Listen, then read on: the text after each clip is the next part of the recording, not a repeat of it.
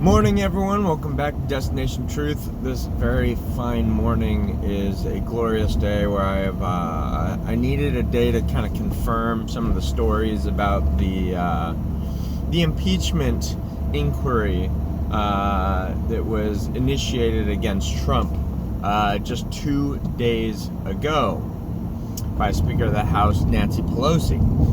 And boy, oh boy. So apparently what happened is Trump basically spoke about some dealings in Russia regarding Joe Biden. And, not Russia, I'm sorry, the Ukraine to be exact. And the left simply could not help but jump on it. They had to see if they could impeach him on this. So it's not a impeachment proceeding yet because that would be idiotic, but it is an impeachment inquiry, which means they're going to see if there's any real evidence there, basically. And of course, what they're going to find is that they took the bait, hook, line, and sinker, and now their leading candidate, Joe Biden, has just been burned.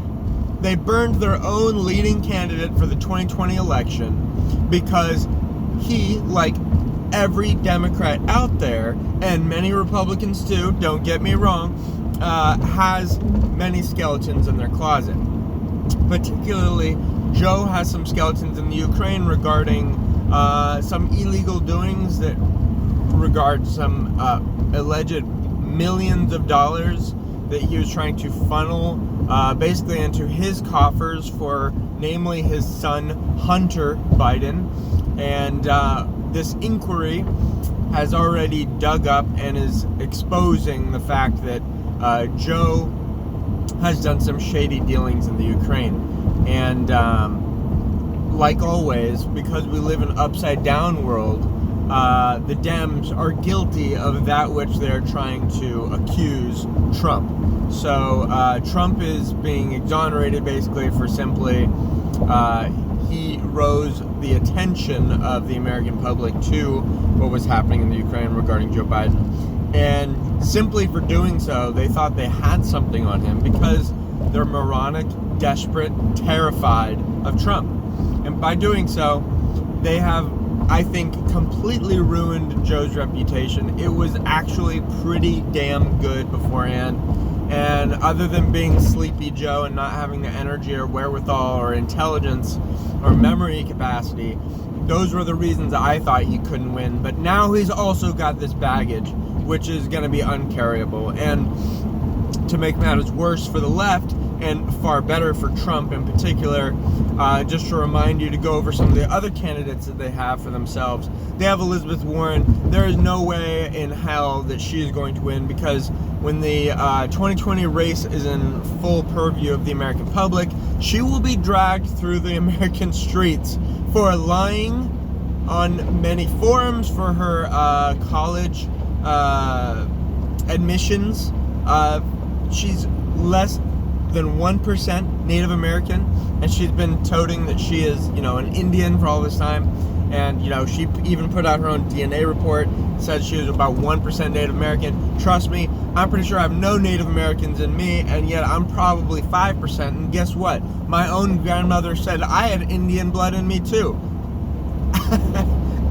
I didn't write that on my college papers. Maybe I could have gotten into Berkeley too, Elizabeth Warren.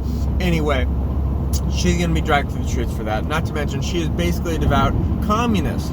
Many of her beliefs are insane. She is willing to completely do away with the American Constitution and American civil liberties, the Bill of Rights, you name it. And that brings up the next candidate, which I think has no shot in hell at this point, which is good old Bernie. Commie Bernie, Red Bernie, whatever you want to call him. But Bernie Sanders has no chance of winning, in my opinion, because once he's in the race, then he will be dragged through the streets the way he should have been the first time for being an outright communist. One key piece of evidence for you to know about him that is all you need to know for the most part as to why he cannot win is because of two things. One, the American public, as stupid as they are, we still even the Dems, most Democrats, still are intelligent enough that they do not want communism. Not full-blown communism, not any form of communism, because real communism sucks. Okay, so they know that.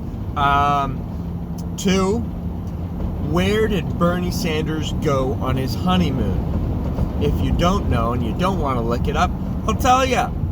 He went to the Soviet Union. He went to Moscow with his wife during the Cold War.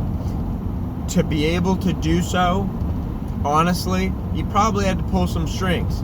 And that means he probably has some actual contacts within Russia that probably have fizzled since the dissolution of the Soviet Union, which means, you know, it'd be really hard to rag on him for those relationships because they don't exist anymore, probably. But if he was higher in politics in the past, he probably could have been taken down for that. And during, you know, the 1980s and 90s, trust me, he was one of many that were communist agents within the U.S. government. If you look into what happened to Senator McCarthy, you'd know that he honestly was an American hero, an American patriot, and if he was alive today, he would be probably the biggest asset / ally to Donald Trump in politics today. But he was suicided, basically. He was blacklisted in a way because the left told everybody that he was, in fact, basically insane. And he was institutionalized against his will. He was let go, and not too long afterwards, he was suicided. So yeah. Anyways, Bernie has no chance of winning, and neither do the other 2 top runners. Now, where does that leave us? That leaves us having to worry about what I think is going to be the permanent mainstay danger of the Democratic Party forever now, because anyone that's been a career politician in the Democratic Party has way too many skeletons in their closet. They can't do anything anymore without getting serious repercussions for what they've done, because all of them are criminals, basically. They really are. They're at least traitors, almost all of them. And so the career politicians can't win. So what does that leave them? That leaves them the opportunity to use Manchurian candidates. And that is a term that, I mean, everyone really should know, because that is what the Democratic Party is using. That's what Barack Obama was. Barack Obama didn't have any baggage because guess what? He had only been in politics for like 4 years. He had been a senator for 1 term, and that's it. So he didn't have any baggage. So, you know, that's what they're going to be going after, is people like AOC, and maybe some of the other immigrant women. But we're seeing quickly right now that those other immigrant women have done things like married their brothers and used such things as that to basically get immigration documents that they would have not normally been able to have gotten or acquired.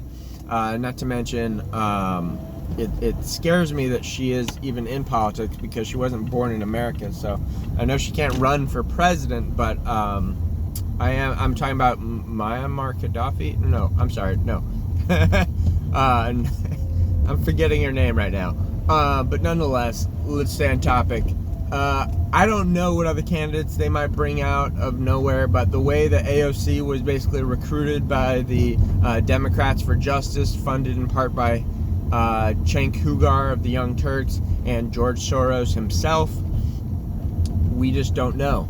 And so that is the biggest danger of the Democratic Party, are these out of nowhere candidates with kind of spotless reputations, because they just haven't been in politics too long. So keep your eyes out for those particular candidates, because I think they're the biggest threat.